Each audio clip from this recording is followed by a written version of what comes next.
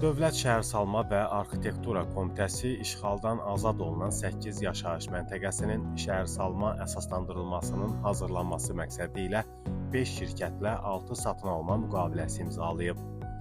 Bərpa edilməsi nəzərdə tutulan yaşayış məntəqələrinin siyahısında Ağdamın Şıxbabalı və Muğanlı kəndləri də var. Şıxbabalı kəndindən olan Qarabağ qazisi jurnalist Rey Kərimoğlu bu haqda açıqlama verib.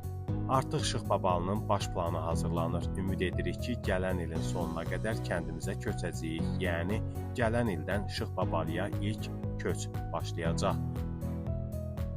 Qeyd edim ki, Şıxbabalı Qarabağda ən qədim kəndlərdən biridir. Bu qədim yaşayış məskəninin tarixi eramızdan əvvəl 4-cü əsrə qədər gedib çıxır.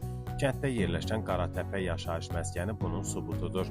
Kənd 1993-cü ilin iyun ayında Ermənistan silahlı qüvvələri tərəfindən işğal edildikdən sonra yandırılmışdı.